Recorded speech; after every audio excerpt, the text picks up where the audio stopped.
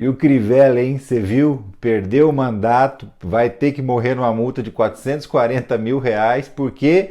Porque trapaceou na eleição, a Justiça Eleitoral descobriu e ele dançou. É isso aí, vou te contar nesse vídeo exatamente o que o bispo Crivella fez de errado para merecer punição tão séria da Justiça Eleitoral.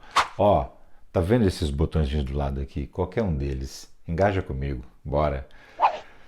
Seguinte, Marcelo Crivella, deputado federal pelo Rio de Janeiro, não é mais deputado federal pelo Rio de Janeiro. Ele agora é um cidadão comum porque perdeu o mandato, foi cassado pela Justiça Eleitoral do Estado do Rio de Janeiro. O que fez o Crivella de errado? Começou lá atrás, quando ele ainda era prefeito do Rio. Não tem nada a ver com essa eleição do ano passado em que se elegeu deputado.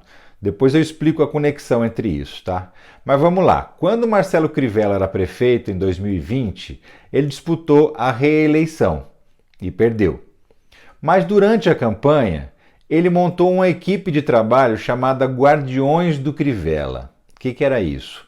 Era um bando de funcionários públicos que ele contratou em cargos de confiança, pagos com dinheiro da prefeitura, que ficavam na porta das unidades de saúde para impedir qualquer equipe de reportagem de fazer matéria lá na porta das pessoas reclamando do problema.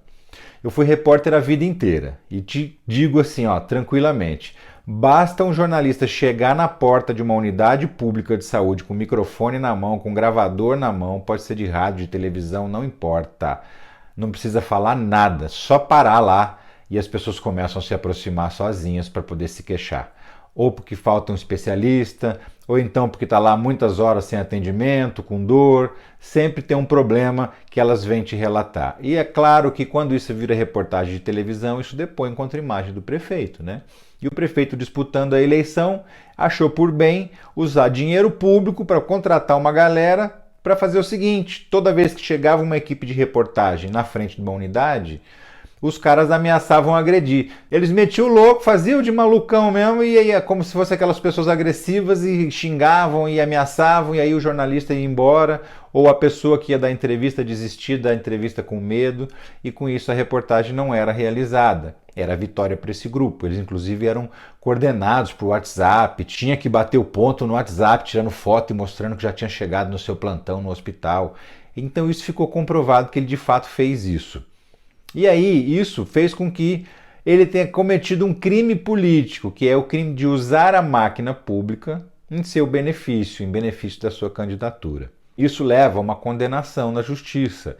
E por conta dessa condenação, ele fica inelegível desde 2020. O problema é que se passaram 3 anos e só agora esse processo foi julgado na Justiça do Rio de Janeiro. Demorou muito e nesse tempo ele ficou livre e pôde ser candidato em 2022 e foi eleito deputado federal, por isso que estava na Câmara até agora. Agora vai ter que sair. Mas por quê? O que tem a ver deputado federal com a candidatura à prefeitura? Como ele foi declarado inelegível em 2020 e perdeu os direitos políticos por 8 anos, ou seja, até 2028, retroage no tempo e volta lá atrás, 2020, e fala: tudo que você fez politicamente daqui para frente não vale. Ele perde o cargo. Não é porque ele fez alguma coisa errada nessa candidatura, mas porque ele tinha cometido um crime eleitoral numa candidatura anterior. Entendeu? Por isso que ele está sendo condenado.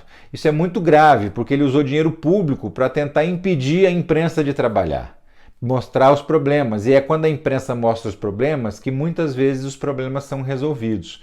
Porque é quando o governante fica constrangido de ver na televisão aquela situação.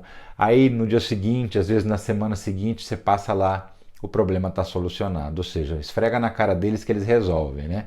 E é justamente isso que o Marcelo Crivella não queria que acontecesse quando ele estava na prefeitura, para não sujar para ele. Não sujou naquela época, mas a justiça pode até tardar.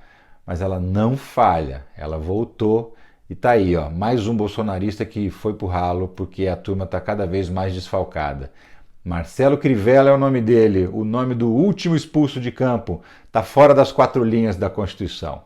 E você tinha entendido essa dinâmica do que ele fez para ser cassado? E o que você achou dessa decisão? Você achou drástica demais da Justiça Eleitoral ou não? Tinha mais era que perder o cargo mesmo? Conta aqui para mim no comentário. Se gostou do vídeo, compartilha também.